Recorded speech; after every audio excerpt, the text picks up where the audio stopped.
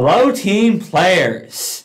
In my last video, I covered tips for playing druids in Pathfinder 2e. Well, now it's time for me to cover the best primal spells in the Pathfinder 2e remaster. Let's dive in. And of course, with these videos, I always go in order of spell rank. So first up is the Cantrip Tanglevine. Make a spell attack roll against one creature within 30 feet. On a critical success, the target gains the immobilized condition and a minus 10-foot status penalty to its speed for 1 round. The target can use the escape action to remove the penalty and the immobilized condition. On a success, the target only takes a minus 10-foot status penalty to their speed for 1 round. But again, the target can use the escape action to remove the penalty. On a failure, you miss, so the target is unaffected. Hiding this spell increases the duration of the effects. At 2nd rank, it's 2 rounds. At 4th rank, it's 1 minute. This is a great spell to start off with, especially if you go before the enemy does, as lowering an enemy's speed means they have to spend more actions getting up to the party. And if you get that critical success, they might not be able to attack at all, since immobilized means they can't take move actions, which means in the right situation, you might be able to make them skip their entire turn to start off with, which is huge. Granted, you do have to hit with a spell attack roll for the spell to do anything. However, since it's a spell attack roll and not a regular attack roll, you have a much better chance to hit than if you just tried to hit with a weapon. For most spellcasters anyway. For today's first rank spell, I've gone with one of the best spells in the game, Fear. You target one creature within 30 feet. That target must make a will saving throw. Of course, on a critical success, nothing happens. But on a successful saving throw, the target is frightened 1.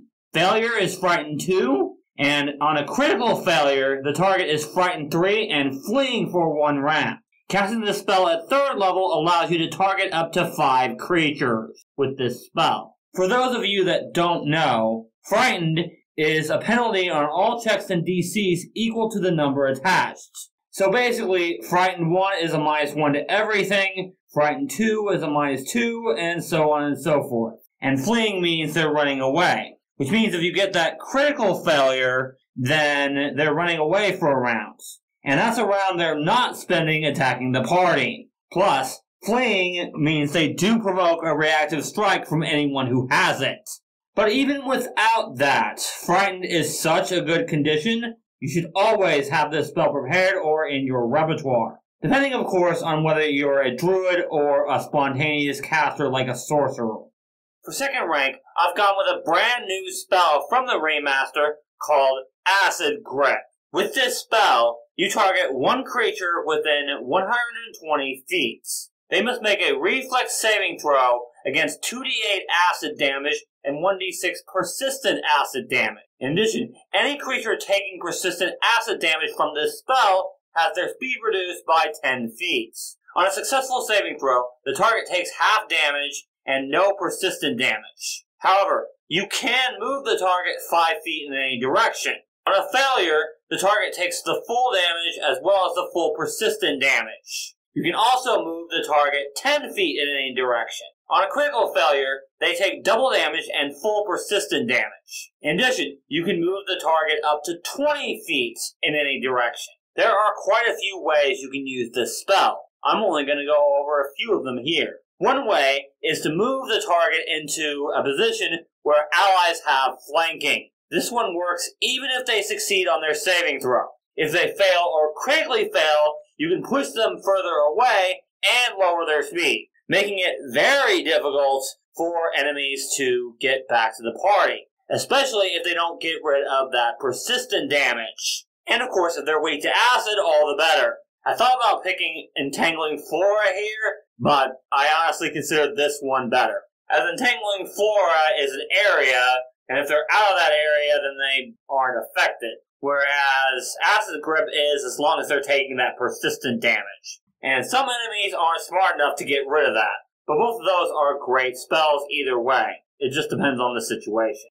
Okay, time to talk about 3rd rank spells, and what I consider to be the best 3rd rank spell in the game, Slow. The spell is not only available to Primal casters, but is also available to Occult and Arcane casters. So sorry if you're a Divine caster, but you don't get this spell. Target one creature within 30 feet. They must make a Fortitude saving throw. On a successful saving throw, the target is slowed 1 for 1 round. On a failure, the target is slowed 1 for 1 minute. And on a critical failure, the target is slowed 2 for 1 minute.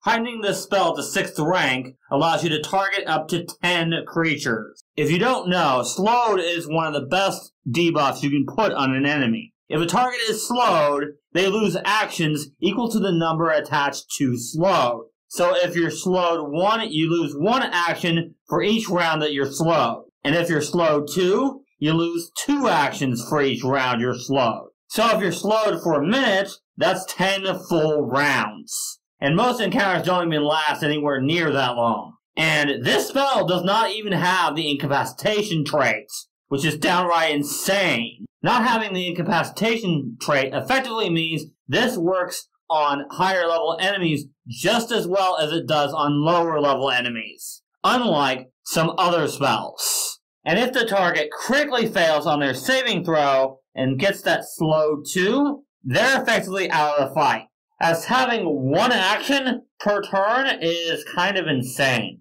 This is another one you should definitely have in your arsenal if it's available to you. At 4th rank, I've gone with Mountain Resilience. You can touch one creature and give it resistance 5 to all physical damage except adamantine. This spell starts off with a duration of 20 minutes. However, each time the target is hit by a bludgeoning, piercing, or slashing attack, you reduce the duration of this spell by 1 minute.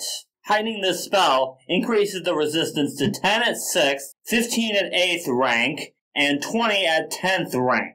There are a pretty large amount of creatures that do physical damage that isn't adamantine. And remember, when you're in a party, the enemy isn't always going to attack the target of the spell, which means this spell can last a really long time. The best people to cast this spell on are your fighter types, like your fighters, monks, and barbarians, as they are the ones that are going to get hit the most. But really, casting this spell on anyone will help. Who you cast it on ultimately depends on the situation, like most spells.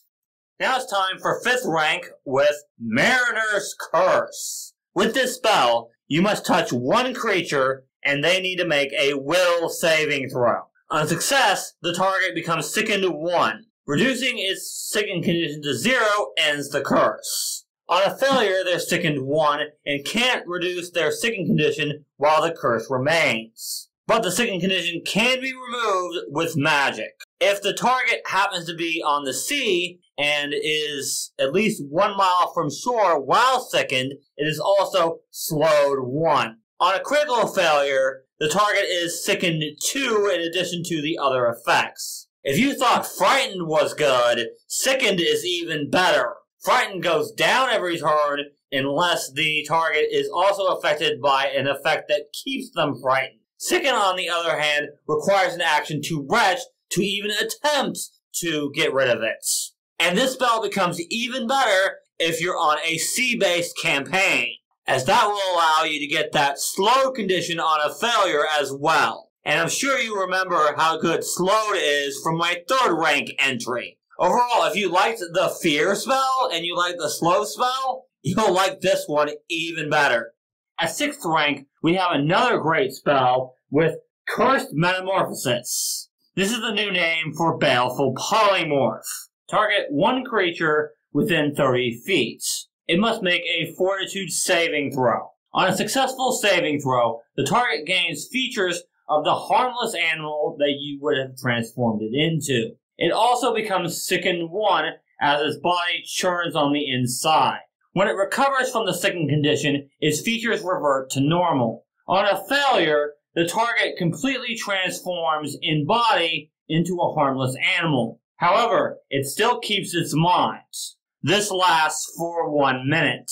On a critical failure, the target transforms into a harmless animal, both body and mind, for an unlimited duration. Unfortunately, this spell does have the incapacitation trait, which means a creature that is higher level than you can never get a critical failure against this spell. But just the fact that on a successful saving throw, they become sickened to 1 is enough to make this spell fantastic.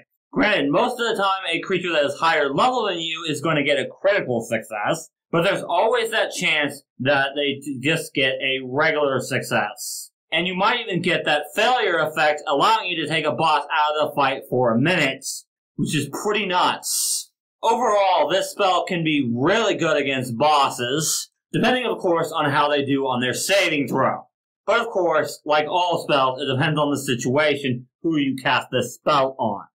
At 7th rank, we've got Volcanic Eruption. This spell targets a 5-foot radius, 80-foot tall cylinder within 120 feet. Everyone in this cylinder must make a reflex saving throw against 14d6 fire damage. The lava in this spell's area quickly cools and encases creatures in the area. A creature that is encased in rock is clumsy 1, and it takes a minus 10-foot status penalty to their speed. All normal terrain is difficult terrain for flying creatures, and they descend 20 feet when they are encased. However, they do not take any fall damage from this. An encased creature can make an escape check against your spell DC to end the effects. Otherwise, they remain encased until they take a total of 50 points of damage. Additionally, creatures in the area and those within 5 feet of the lava column take 3d6 fire damage automatically, regardless of their saving throw, from the intense heat. This spell essentially has a basic reflex save, except that on a failure or a critical failure, the creature is encased. This spell is a fantastic one to use against flying creatures, especially if they're only 20 feet up in the air. And it works great on creatures on land as well, since it slows them down and makes them easier to hit. The spell also does great damage, but that's not hugely important here. Overall, try to use this spell when you're having trouble with flying creatures, or you just want to lower an enemy's AC and slow them down, or if they happen to be weak to fire.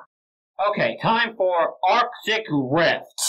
This spell targets a 120-foot line, and everyone in that line must make what is essentially a basic fortitude save against 12d8 cold damage. However, on a failed saving throw, the target is also slowed to 1 until the start of your next turn. On a critical failure, the target is immobilized by the ice and is slowed to 1 as long as it's immobilized. The ice is an object with 60 hit points, hardness 5, immunity to cold damage, and weakness 10 to fire damage. It has object immunities and is destroyed if the target escapes. Heightening the spell by 1 rank increases the spell's damage by 1d8 and increases the ice's hit points by 5.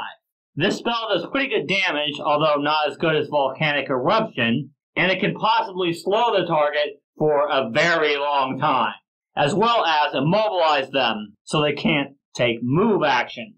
And remember, this is a 120-foot line, which means you can hit multiple creatures with this. And this is another spell that can inflict the slowed condition without the incapacitation trait, meaning this works just as well as bosses as it does on regular enemies. If you get high enough level to actually cast this spell, it's a great one to have. And finally, for 9th rank, we have Wrathful Storm. This spell has a range of 800 feet, covers a 400-foot burst, and can be sustained for up to 1 minute. The wind that this spell creates imposes a -4 penalty on physical ranged attacks. In addition, the air in the area is difficult terrain for flying creatures. When you cast this spell, and each time you sustain it, you can choose one of the following effects. However, you cannot choose the same effect twice in a row. 48 cold damage, plus concealment, and the ground is difficult terrain. 40-10 bludgeoning damage with a basic fortitude save. Choose up to 10 creatures below the storm, and they take 7d6 electricity damage with a basic reflex save. or each creature below the storm is thrown up 40 feet. And yes, for that last one, the creatures do take the fall damage. All these effects are really good. However, you do have to be careful with this spell because it does cover quite a significant area, which means you could hit your allies with some of these effects. Most of them, in fact. If your allies are below the storm, then the only one that won't affect them is the lightning one. So if you get far enough to actually cast this spell, be careful with it.